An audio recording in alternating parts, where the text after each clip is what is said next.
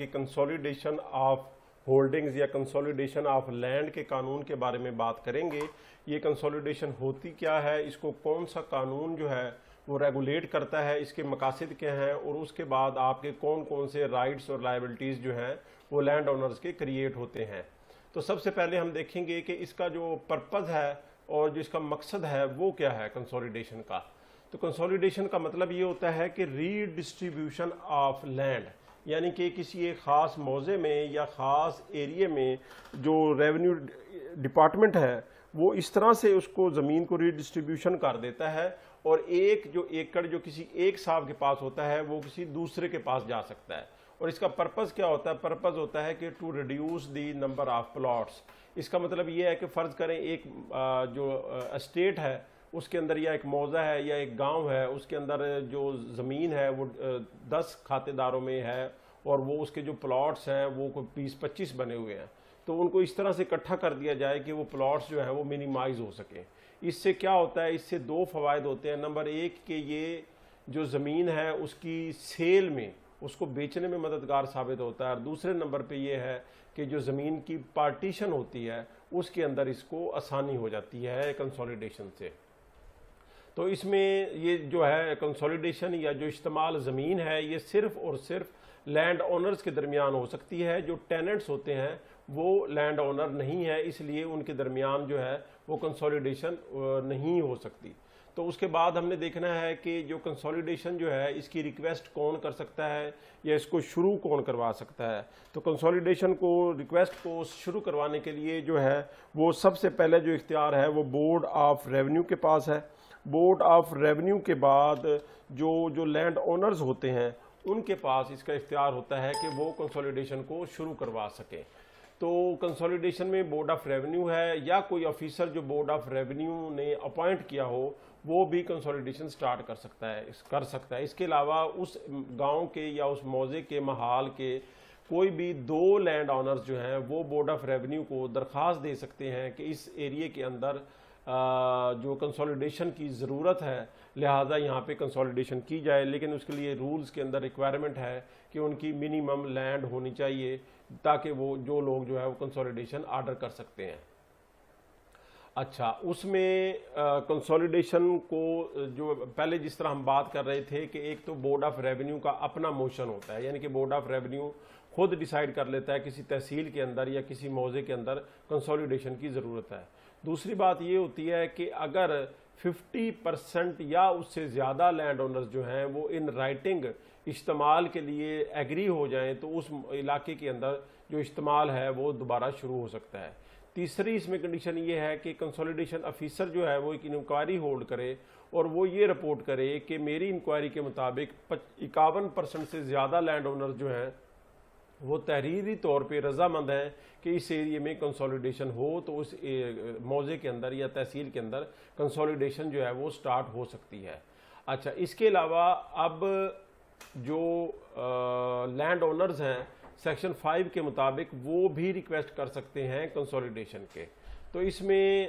سب سے پہلے کیا ہے کہ اگر اپلیکیشن 51% سے کم لوگوں کی طرف سے ہو تو وہ جو اپلیکیشن ہے کنسولیڈیشن کی وہ صرف اور صرف ان لوگوں تک محدود ہوگی, دوسرے جو لینڈ اونرز ہیں ان کو ایفیکٹ نہیں کرے گی. اور اس صورت میں جو کنسولیڈیشن آفیسر ہے وہ اس کو رپورٹ بھیجے گا کلیکٹر کو, اور کلیکٹر جو ہے وہ اس اپلیکیشن کو ایز اے ہول یا ایز اے پارٹ ریجیکٹ بھی کر سکتا ہے اور ایکسیپٹ بھی کر سکتا ہے. سیکشن 6 کے مطابق جو رائٹ اینڈ لائبلٹیز ہوتی ہیں لینڈ اونرز کی اور ٹیننٹس کی وہ کنسولیڈیشن کے بعد ٹرانسفر ہو جاتی ہیں. اب اس میں سیکشن 9 اس کو ڈیل کرتا ہے کہ کنسولیڈیشن کے 2 طریقے ہیں. پہلا طریقہ کیا ہے کہ جو لینڈ اونرز کنسولیڈیشن کی درخواست دے رہے ہیں وہ اسی درخواست کے ساتھ ایک سکیم تیار کر کے کہ اس کی جو لینڈ کی ری ڈسٹریبیوشن ہے یا دوبارہ سے اس کا جو استعمال ہے وہ اس طرح سے کیا جائے, وہ ایک سکیم تیار کر کے اس کے ساتھ لگا دیں, اور کنسولیڈیشن آفیسر جو ہے اس سکیم کو اپروو کرنے کا پابند ہے قانون کے اندر. اور اس کے بعد اگر وہ جو لینڈ اونرز ہیں وہ کوئی تقسیم جو اس کی کنسولیڈیشن کی یا استعمال کی سکیم ہے وہ تیار نہ کریں تو پھر جو استعمال آفیسر ہوتا ہے یا کنسولیڈیشن آفیسر جس کو کہتے ہیں وہ اپنی سکیم خود تیار کرے گا. اس سکیم کے اندر جو ہے وہ اس کے بعد وہ سکیم کو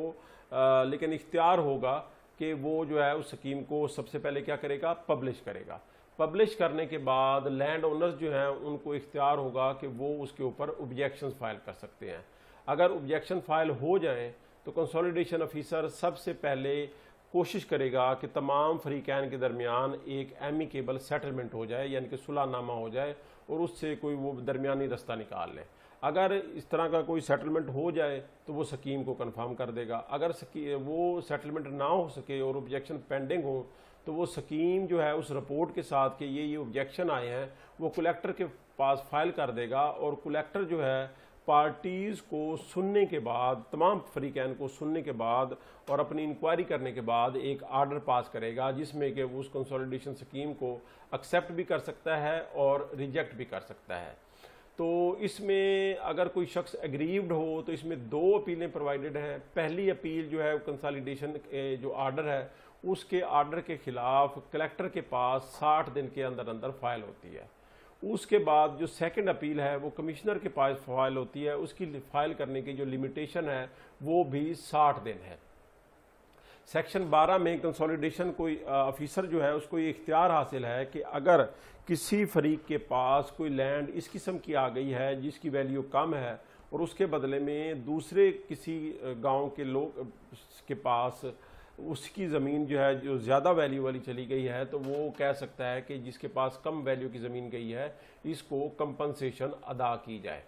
اچھا, کنفرمیشن کے بعد جب سکیم کنفرم ہو جاتی ہے تو پھر کنسولیڈیشن آفیسر نے یا استعمال کا اگلا پروسیجر کیا ہوتا ہے. سب سے پہلے وہ اس سکیم کو اناؤنس کرے گا کہ یہ سکیم ہے, یہ بن گئی ہے اور یہ جو ہے نا فائنل ہو گئی ہے. اس کے بعد جو اگلا مرحلہ آئے گا وہ اس کی جو باؤنڈریز ہیں ان کو ڈیمارکیٹ کرے گا, اور تیسرے مرحلے میں جو نیو ریکارڈ آف رائٹس جو ہے وہ تیار ہوگا, یعنی کہ جو وہاں کی جو جمع بندیاں ہیں جو مثل حقیقت وغیرہ ہے وہ ساری نئی تیار ہوں گی اور ان کا وہی ایفیکٹ ہوگا قانونی طور پہ جو ان سے پہلے کا تھا. اس سیکشن 16 میں کنفرمیشن کے بعد, سکیم کی کنفرمیشن کے بعد جو زمین جو مورگیج ہوتی ہے یا لیز ہوتی ہے یا اس کے اوپر کوئی اور چارج ہوتا ہے تو وہ جس شخص کو وہ لینڈ الاٹ ہوگی اس کو وہ ٹرانسفر ہو جائے گا. اچھا, اگر اس زمین کے اوپر کوئی شخص قابض ہے, مثلا کوئی ٹیننٹ قابض ہے, تو کنسولیڈیشن آفیسر کے پاس یہ اختیار ہے کہ سمری پروسیڈنگز میں اس کو جو ہے نا وہ وہاں سے ایوکٹ کر دے, یعنی کہ زمین سے اس کو خالی کروا لے, قبضہ لے لے اس سے. اچھا, اس کے مطلب مزید اس میں قانون یہ ہے کہ پارٹیشن پروسیڈنگز جو ہوتی ہیں اگر جب کنسولیڈیشن کی یا استعمال کی کارروائی شروع ہو جائے تو تقسیم جائیداد کی جو کارروائی ہے وہ رک جاتی ہے جب تک کہ کنسولیڈیشن کا آرڈر پاس نہیں ہوتا. تو یہ ایک, اس کے علاوہ جو آج مختصر سا ہم نے ایک تعارف آپ کہہ لیں کہ ہم نے جو کیا ہے اس کا کیا کہتے ہیں کنسولیڈیشن کا یا استعمال زمین کا, اس میں جو لاسٹ سیکشن جس کا ہم ذکر کریں گے وہ سیکشن 26 ہے. اس کے مطابق یہ جو اختیار ہے یہ صرف ریونیو کورٹس کا ہے اور سول کورٹس کی جو جورسڈکشن ہے وہ اس میں بالکل بارڈ ہے. اس کے ساتھ ہی ہمارا آج کا ٹاپک ختم ہوتا ہے. انشاءاللہ حاضر ہوں گے نئے کسی موضوع کے ساتھ. تب تک اللہ حافظ.